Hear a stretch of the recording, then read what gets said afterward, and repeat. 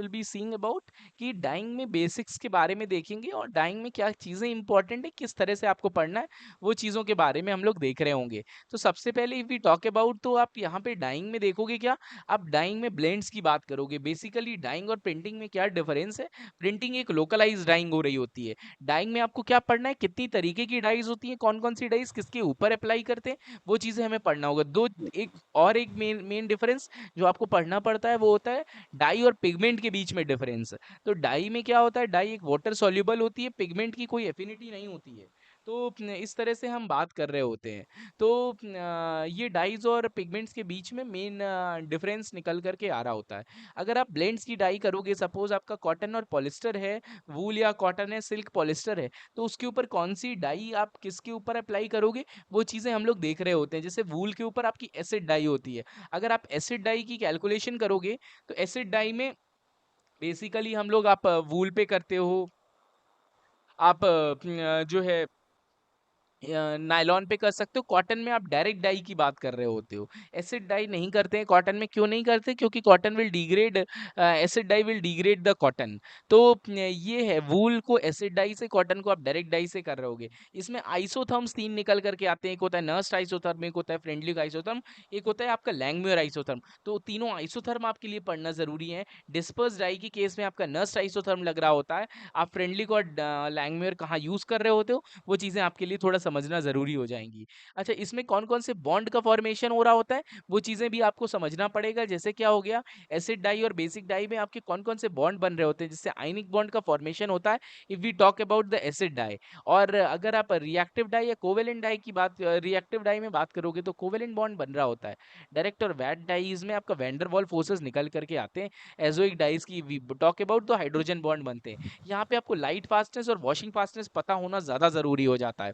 कैसे, अगर आप लाइट फास्टनेस की बात करोगे तो light fastness ranges from 1 to 7, और वॉशिंग फास्टनेस की बात करोगे तो 1 से 5 तक निकल करके आ रहा होता है, जहाँ की 5 बेस्ट बेस्ट वैल्यू होती है और 1 is the poorest value we talk about. तो this is the broad aspect of the dying if we talk about. तो यहाँ पे ये चीजें आपके लिए समझना जरूरी है। मॉर्डेंट के केस में क्या होता है, आपका मॉर्डेंटिंग एजेंट्स को यूज किया जाता है। अगर वैट डाई की बात करते हैं तो वैट डाई एक इनसॉल्युबल डाई होती है, जहाँ पे हम वेटिंग प्रोसेस का यूज करते हैं। वेटिंग प्रोसेस का क्या मतलब है, पहले हम वेट डाई को सोल्यूबल बनाते हैं, फिर उसके ऊपर आप डाइंग करते हो, फिर उसके बाद उसको वापस से इनसोल्यूबल कर देते हैं। यहाँ पे इस प्रोसेस में वेटिंग प्रोसेस को कह रहे होते हैं। इसमें आप जो यूज कर रहे होते हो कंपाउंड को, वो Na2H2 सोडियम सल्फाइड को यूज कर रहे होते हैं। तो ये आपका काफ़ी बार यूज़ किया बताया जा रहा है। अगर आप लाइट फास्टनेस की बात करोगे तो उसकी रेंज यहाँ से यहाँ तक हो रही होती है, जहाँ पे बेसिक और वेट डाइस की लाइट फास्टनेस वैल्यूज़ बहुत अच्छी हो रही होती हैं, और बाकी केसेस में आपकी फास्टनेस वैल्यूज़ आपको अच्छी नहीं मिल रही होती हैं। डायरेक्ट डाई की वॉशिंग फास्टनेस कम होती है, क्योंकि उनका जो बॉन्ड होता है वो इतना स्ट्रांग नहीं होता है, इसलिए ये बॉन्ड टूट जाते हैं जनरली इन केसेस में। तो ये चीज़ें आपके लिए समझना ज़रूरी है। डिस्पर्स डाई सिर्फ आप पॉलिस्टर में अप्लाई कर रहे होते हो, ये चीज़ें हैं। आप एसिड डाई को आप वूल में अप्लाई करोगे, डायरेक्ट डाई को कॉटन में अप्लाई करोगे। अच्छा, एक होता है सल्फर में एक ब्रॉन्जीनेस करके एक फॉल्ट होता है, वो चीज़ें आपको लिए समझना ज़रूरी हैं। ये मैं बता रहा हूँ आपको क्या क्या चीज़ें पढ़नी है। वॉशिंग फास्टनेस में अगर आप बात करोगे तो ये वॉशिंग फास्टनेस में, आप वॉशिंग फास्टनेस जो आपकी इन डाइस की होती है वो 4 से 5 हो रही होती है, बेसिक डाइस की, एजोइक डाइस की, रिएक्टिव डाइस की। और अगर आप सल्फर की बात करोगे 3 से 4। डायरेक्ट डाइस में आपको चीज़ें कम मिल रही होती हैं। क्या टेम्परेचर पे डाई करते हैं, वो भी थोड़ा चीज़ समझना आपके लिए इंपॉर्टेंट हो जाएगा। जैसे अगर आप वेट डाई की बात करोगे तो वेट डाई को आप जो पीएच रेंज लेते हो वो 10.5 के आसपास ले रहे होते हैं। ये काफ़ी बार आया गया है पेपर में, और रूम टेम्परेचर पे हम इसको अप्लाई कर रहे होते हैं। ये चीज़ें थोड़ा सा आपको समझना पड़ेगा, क्योंकि एसिड डाई को ही बात कर रहे हैं, तो एसिड डाई में आप पीएच जो है एसिडिक लोगे। एसिडिक पीएच मतलब लेस देन 7 की बात करेंगे, बेसिक पीएच में आप ग्रेटर देन 7 की बात कर रहे होगे। इस तरह से करते हैं। रिएक्टिव डाई को आप 10 के अराउंड के पीएच में कर रहे होते हो। डिस्पर्स डाई एक इंपॉर्टेंट है, जिसको आप 4.5 से 6 पीएच के आसपास कर रहे होते हो। तो दीज थिंग्स आर इंपॉर्टेंट। अगर यहाँ पे एक थोड़ा सा टर्मिनोलॉजीज की बात करते हैं, तो अगर हम एग्जॉशन परसेंटेज की बात करते हैं, तो फैब्रिक के ऊपर कितना चीज़ चढ़ा हुआ, मैं एग्जॉशन परसेंट कितना उसने एग्जॉस्ट किया, मतलब आप डाई को बात करोगे कितना एग्जॉस्ट हो गई ऑन टू द फैब्रिक, वो एग्जॉशन परसेंटेज की बात करेंगे। अगर हम शेड परसेंटेज की बात करते हैं, ये OWF कैलकुलेट किया जाता है। OWF का मतलब क्या हो रहा था, on the weight of fabric. On the weight of fabric मतलब अगर 5% on the weight of fabric है, अगर आप फैब्रिक का वेट 100 केजी लेट कर रहे हो तो 5% ऑफ 100 केजी मतलब 5 केजी आपका डाई की ज़रूरत पड़ेगी, उस तरह से हम बात कर रहे होते हैं। ये चीज़ें इस तरह से हम इसको कैलकुलेट करते हैं। अगर आप जैसे आपको 9 केजी डाई की ज़रूरत पड़ रही है और सिर्फ 80% ही एग्ज़ॉशन के बाद आपको 9 केजी लग रहा है, तो 100% एग्ज़ॉशन में कितना लगेगा? वो ज़्यादा लगेगा। उस तरह से हम इसको कैलकुलेट करते हैं। एक्सप्रेशन अगर हम एक टर्म होता है वेट एक्सप्रेशन की बात करते हैं। वेट एक्सप्रेशन मतलब कितना परसेंटेज आपका उसमें रह गया है आपका अपना फैब्रिक ने एब्जॉर्ब किया, वो चीज़ आप वेट एक्सप्रेशन में कैलकुलेट कर रहे होते हो। इसी तरह स्पेसिफिक ग्रेविटी होता है, अगर जनरली अगर स्पेसिफिक ग्रेविटी 1 होता है तो हम 1 kg is equal to 1 litre के आसपास की कैलकुलेशन कर रहे होते हैं। These are the numericals. अगर हम बात करें एमएल रेशियो क्या होता है? Material to liquor ratio. कितना आपका लिकर लगेगा फॉर अ 1 केजी डाई के लिए, आपको कितना लिकर की रिक्वायरमेंट होगी, वही हम एमएल रेशियो में कैलकुलेशन कर रहे होते हैं। तो ये चीज़ें हैं। अगर हम थोड़ा सा और चीज़ों के बारे में बात करें तो और चीज़ों में आप क्या बात करोगे डाइंग के केस में? आप क्या करोगे डाइंग में? आप तीनों तरीके की डाइंग पढ़ लोगे, उनकी केमिस्ट्री इंपॉर्टेंट हो जाती है। केमिस्ट्री का इन द सेंस कैसे बात करते हैं, दो chemistry of the dyes becomes important, कि कौन सी डाई में कौन सा बॉन्ड बन रहा है आपका, और किस में क्या-क्या चीज़ें, क्या-क्या फिनोमिना हो रहा होता है, वो चीज़ों का कैलकुलेशन थोड़ा-सा इम्पोर्टेंट। वेट डाई सबसे ज़्यादा ज़रूरी हो जाता है, आप समझोगे। तो ये चीज़ें, बाकी आप थोड़ा-सा नॉर्मल नॉर्मल आप टर्मिनोलॉजीज़ को पता रखिए। और इसमें डाइंग की मशीन्स की बात करते हैं। डाइंग मशीन्स में अगर हम बात करेंगे, जेट डाई मशीन होती है, जिगर डाई मशीन होती है, विंच डाइंग मशीन होती है, और बीम डाइंग मशीन की बात कर रहे होते हैं।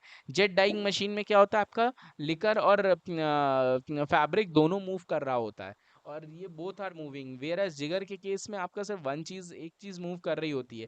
ये आप कहाँ ज्यादा यूज कर रहे होते हो? रोप में यूज करते हैं कि फैब्रिक फॉर्म में यूज करते हैं, ये थोड़ा समझना इंपॉर्टेंट हो जाएगा। क्या पीएच ले, क्या मतलब कितना एमएल रेशियो लेते हैं, वो थोड़ा सा जरूरी है आपके लिए समझना। अच्छा, डाइंग की मशीन्स ये हो गया। फिर अगर आप प्रिंटिंग की बात करोगे, प्रिंटिंग में कौन कौन सी टाइप ऑफ प्रिंटिंग होती है, और ज्यादा चीजें ज्यादा पढ़ने की जरूरत नहीं है। टाइप ऑफ प्रिंटिंग हो गया, रोलर प्रिंटिंग हो गया, स्क्रीन प्रिंटिंग। स्क्रीन प्रिंटिंग और इंकजेट प्रिंटिंग थोड़ा सा इंपॉर्टेंट हो जाता है। जहाँ पे आप इंकजेट प्रिंटिंग की बात करोगे तो ड्रॉप ऑन ड्रॉप डिमांड की बात कर रहे होते हैं, मतलब आप एक ड्रॉप आएगी, फिर इंकजेट प्रिंटिंग में ये लेटेस्ट टेक्नोलॉजीज हैं। स्क्रीन प्रिंटिंग में आप स्क्रीन बनाते हो सबसे पहले, उसके बाद आप प्रिंट कर रहे होते हो। I have separate slides, I will explain into that aspect, लेकिन अभी आप ब्रॉड एस्पेक्ट में if you are talking about, तो ब्रॉड एस्पेक्ट में मैं आपको समझा दे रहा हूँ कि किस तरीके से आपको पढ़ना होगा। नेक्स्ट अगर हम बात करेंगे प्रिंटिंग में और क्या चीज़ें ज़रूरी हैं, रोलर प्रिंटिंग के बारे में आप पढ़ोगे थोड़ा सा।